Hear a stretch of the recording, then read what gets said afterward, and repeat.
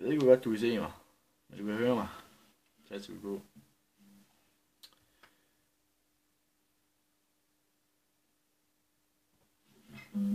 Så er der historien om en mand, der hedder Valden.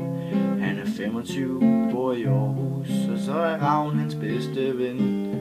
Han står altid hen i baren og drikker i sit eget tempo. For Valle har nok at se til, ender altid med en smatson. Ved morgen klokken 7:15 går Valle ind på job, men får stået på sit lille toilet for at lave et lille plop. Og når det så er klaret, stille som ham Valle er, så tænker han på Myrte, som han har rigtig meget kær. Så hvordan kan du dog sige, at du ikke er tilfreds? At din røv er meget behåret, og at dit arbejde giver dig stress. Du har alt, hvad du skal bruge. Du har ravn og flæskesteg. Du kære lille Valle, vi ville ønske, vi var dig. Farver har en tissemand, der peger den forkerte vej. Så når han skal score damer, er kampen både lang og sej.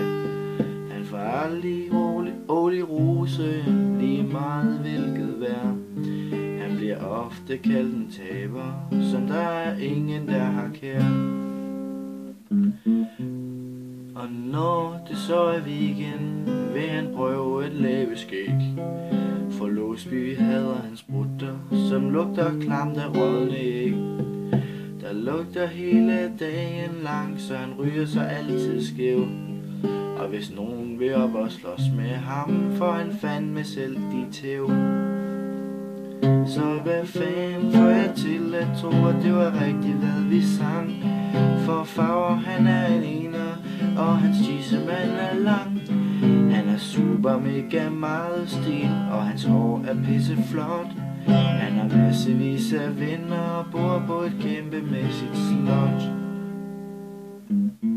Låsby er opereret for at få opmærksomhed, så han kan ikke træne og er blevet mega fed. Han bliver lidt en diva, hver gang han ikke får mad. Så Farver tør ikke være hjemme, før han er blevet glad. Lars er meget hård og bliver kaldt for monoryn. Hans bil er grim og rusten og klarer ikke engang et syn. Så for at komme i skole må han tage en fælles bus. Men han kan ikke finde ud af det sørgelige lille pus. Så hvad fanden får jeg til at tro, at det var rigtigt, hvad vi sang? For Lars er vores bedste ven, så meget som dagen den er lang. Tag den igen. For Lars er vores bedste ven, så meget som dagen den er lang. Han er den flotteste af alle, og bilen den er fed. Så det vil være at lyve at gøre værset med at lede. Husk på, du har det godt, hvis du bare er en af os.